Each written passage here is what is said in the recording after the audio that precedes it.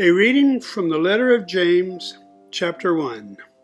My brothers and sisters, whenever you face trials of any kind, consider it nothing but joy, because you know that the testing of your faith produces endurance. And let endurance have its full effect, so that you may be the mature and complete, lacking in nothing. If any of you is lacking in wisdom, ask God, who gives to all generously and ungrudgingly, and it will be given you. But ask in faith, never doubting, for the one who doubts is like a wave of the sea, driven and tossed by the wind. For the doubter, being double-minded and unstable in every way, must not expect to receive anything from the Lord. Let the believer who is lowly boast in being raised up, and the rich in being brought low, because the rich will disappear like a flower in the field. For the sun rises with its scorching heat and withers the field. Its flower falls, and its beauty perishes. It is the same way with the rich. In the midst of a busy life, they will wither away. Blessed is anyone who endures temptation.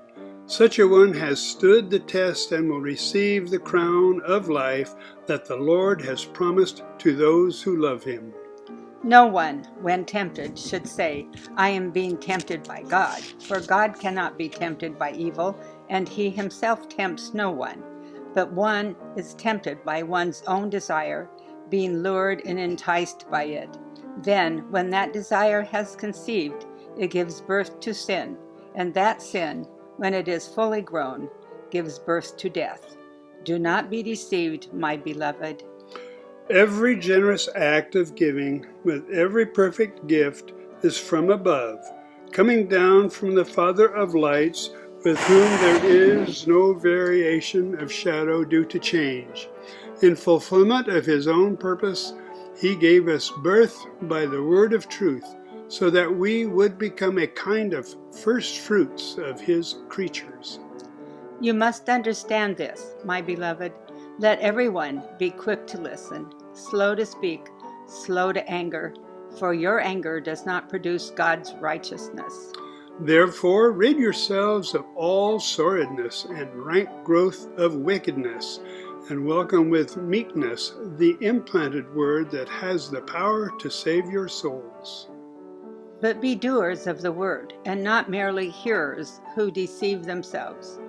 For if any are hearers of the word and not doers, they are like those who look at themselves in a mirror. For they look at themselves, and on going away, immediately forget what they were like. But those who look into the perfect law, the law of liberty, and persevere, being not hearers who forget, but doers who act, they will be blessed in their doing. If any think they are religious and do not bridle their tongues but deceive their hearts, their religion is worthless. Religion that is pure and undefiled before God, the Father, is this: to care for orphans and widows in their distress, and to keep oneself unstained by the world.